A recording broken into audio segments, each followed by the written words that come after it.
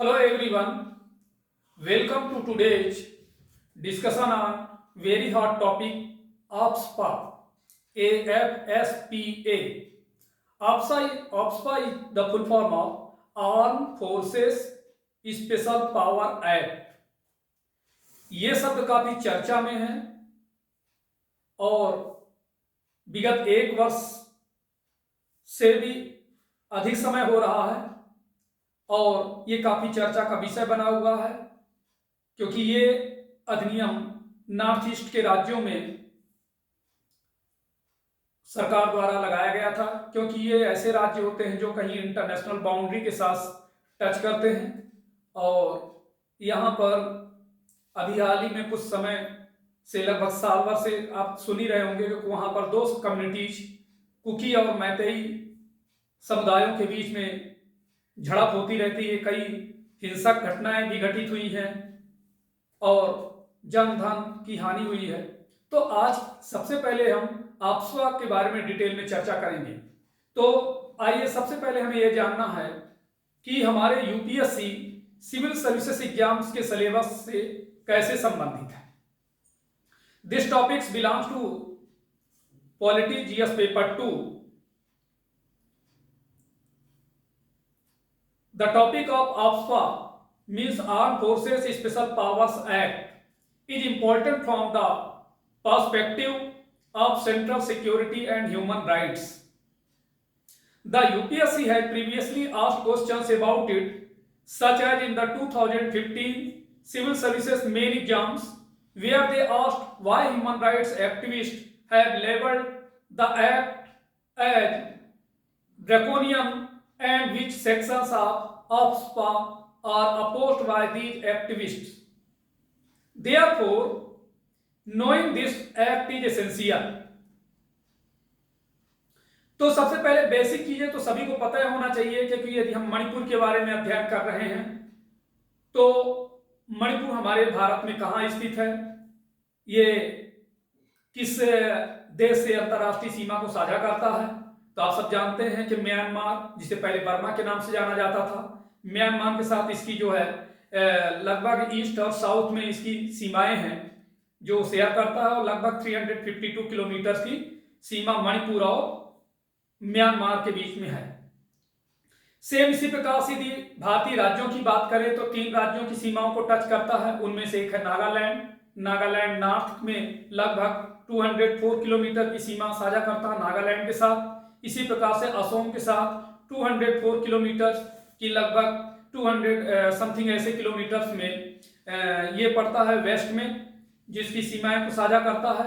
और मिजोरम की सीमा को 95 किलोमीटर यानी दक्षिण में ये राज्य की सीमा टच करता है। तो अभी फिलहाल ये जाने कि why in the news the Manipur government in a letter to Ministry of Human Affairs requested that the withdrawal of the Armed Forces Special Powers Act AFSPA 1958 from areas under the jurisdiction of 6 police stations Semkai, Lomsong, Lamlai, Jiribam, Limakhong and Morang in the state. AFSPA had been reimposed in this area on November 14 after a fresh wave of violence hit Jiribam. Manipur has been witnessing ethnic clashes since May 2023. अर्थात Manipur government ने गृह मंत्रालय को लिखे पत्र में राज्य के 6 पुलिस स्टेशनों सेमकाई, लामसांग, लामलाई, जिरीबम, लीमाखोंग और मोरंग के अधिकार क्षेत्र वाले क्षेत्रों में arm forces act means AFSPA 1958 को हटाने का अनुरोध किया। जिरीबम में हिंसा की एक नई लहर के कुछ दिनों बाद गुरुवार यानी विगत जो बीत चुका 14 नवंबर को इन क्षेत्रों में AFSPA को फिर से लागू कर दिया गया था। मणिपुर में मई 2023 से जाति संघर्ष चल रहा है, जैसा कि मैंने आपको पहले बताया कि कुकी और मैतेई समुदायों के बीच में। Now let us start what is AFSPA? What is its history? AFSPA क्या है, इसका इतिहास क्या है? The AFSPA in its original form was promulgated by the British in response to the Quit India movement in 1942. After independence, Prime Minister Pandit Jawaharlal Nehru decided to retain the act, which was first brought in as ordinance and then notified as an act in 1958. AFSPA provides for special powers for the armed forces that can be imposed by the center or the governor of a state on the state or parts of it after it is declared discharged under section 3. The act defines these as areas that are disturbed or dangerous condition that the use of armed forces in aid of the civil power is necessary. AFSPA has been used in areas where militancy has been prevalent. कहने का अर्थ यह है कि AFSPA को इसके मूल रूप में देखा जाए तो 1942 में भारत छोड़ो आंदोलन के जवाब में अंग्रेजों द्वारा लागू किया गया था। आजादी के बाद तत्कालीन प्रधानमंत्री पंडित जवाहरलाल नेहरू ने इस अधिनियम को बनाए रखने का फैसला लिया, जिसे पहले अध्यादेश के रूप में लाया गया और फिर 1958 में एक एक्ट के रूप में अधिसूचित किया गया। आफ्स्पा आर्म फोर्सेस के लिए विशेष अधिकार प्रदान करता है, जिसे सेंट्रल या स्टेट के गवर्नर द्वारा सेक्शन 3 के तहत अशांत घोषित किए जाने के बाद राज्य या उसके कुछ हिस्सों में लगाया जा सकता है। यह अधिनियम ऐसे क्षेत्रों के रूप में परिभाषित करता है जो अशांत या खतरनाक स्थिति वाले हैं, जहां नागरिक शक्ति की सहायता के लिए सशस्त्र बलों का उपयोग आवश्यक है। आफ्स्पा का उपयोग उन क्षेत्रों में किया गया जहां उग्रवाद प्रचलित रहा। Why has it been called draconian law? इसे कठोर कानून क्यों कहा गया? क्योंकि हमेशा कहते हैं कि ये यहां की आम जनता को उत्पीड़न करने के लिए सरकारें ऐसा करती हैं, ये कानून हटना चाहिए। तो इस कानून की आवश्यकता क्यों पड़ी, इसके बारे में भी आपको समझना आवश्यक है। The act, which has been called draconian, grants extensive powers to the armed forces. It permits them to open fire against any person in contraventions to the law or carrying arms and ammunition. It gives them powers to arrest individuals without warrants on the basis of reasonable suspicion and search premises without warrants. The act further provides blanket impunity to security personnel involved in such operations. There can be no prosecution or legal proceedings against them without the prior approval of the center. अर्थात ये act जिसे कठोर कहा गया, ये arm forces को व्यापक अधिकार देता है। ये उन्हें कानून का उल्लंघन करने वाले या हथियार और गोला बारूद ले जाने वाले किसी भी व्यक्ति पर गोली चलाने की अनुमति देता है। ये उन्हें उचित संदेह के आधार पर बिना वारंट के व्यक्तियों को गिरफ्तार करने और बिना वारंट के परिसर की तलाशी लेने की शक्ति देता है। अधिनियम में ऐसे कार्यों में शामिल सुरक्षा कर्मियों को पूर्णतः दंड मुक्ति प्रदान की गई है। केंद्र की पूर्व स्वीकृति के बिना उनके विरुद्ध कोई अभियोजन या कानूनी कार्रवाई नहीं की जा सकती। Notably, while the act gives powers to the central government to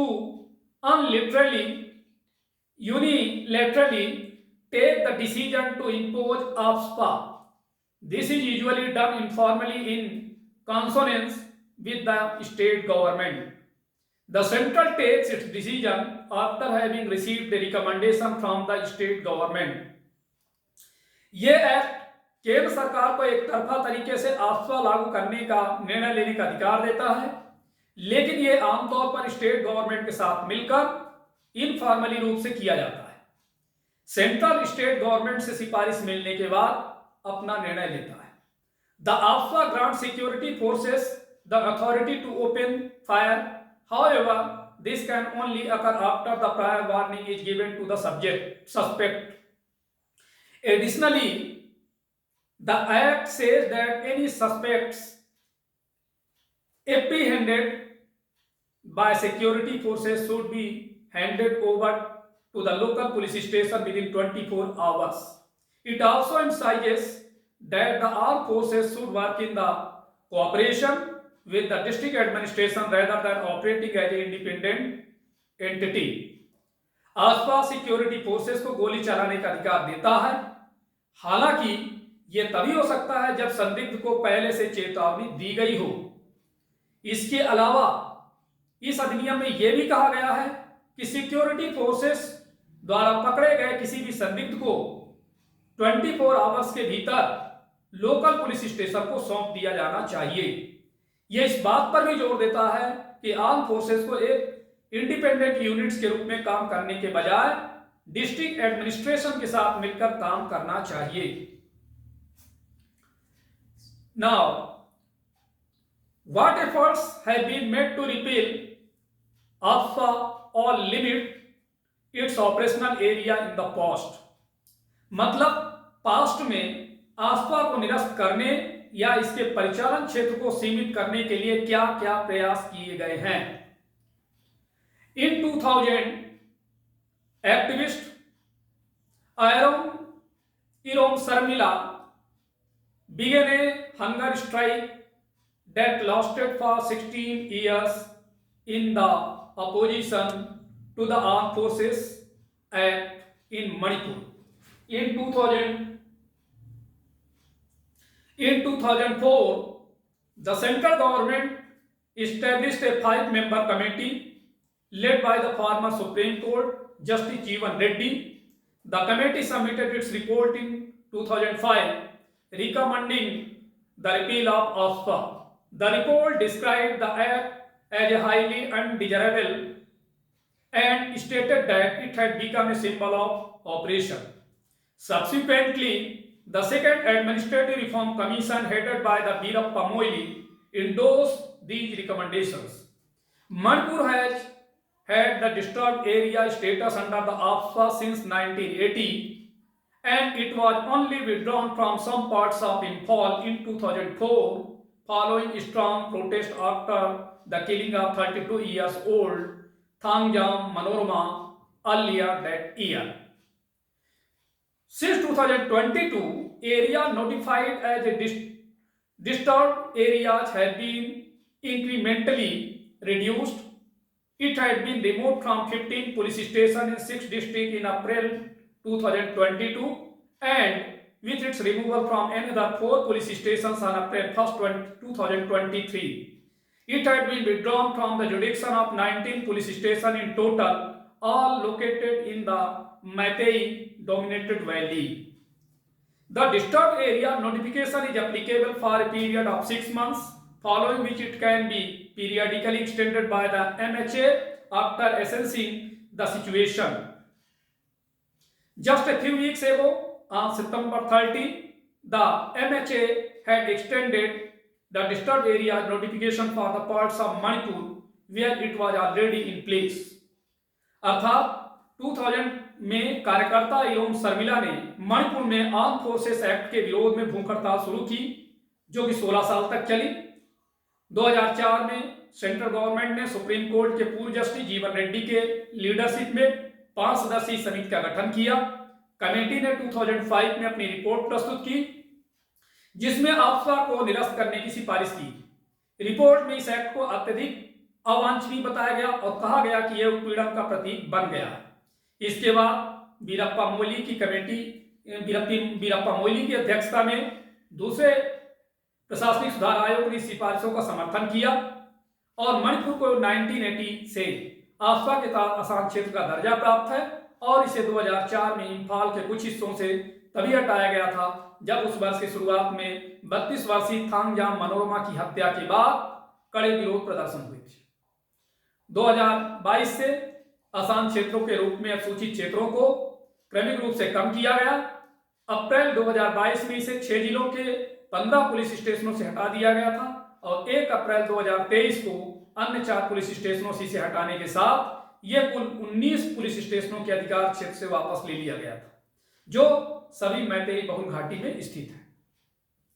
आसान क्षेत्र अधिसूचना 6 महीने की अवधि के लिए लागू होती है। इसके बाद स्थिति का आकलन करने के बाद इसे टाइम पर होम मिनिस्ट्री द्वारा बढ़ाया जा सकता है। कुछ हफ्ते पहले ही 13 सितंबर को होम मिनिस्ट्री ने मणिपुर के उन हिस्सों के लिए आसान क्षेत्र अधिसूचना को बढ़ा दिया था जहां ये पहले से लागू थी। तो ये था देखिए आपका बारे में। अब इस लेक्चर से रिलेटेड क्वेश्चंस कैसे जनरेट होते हैं,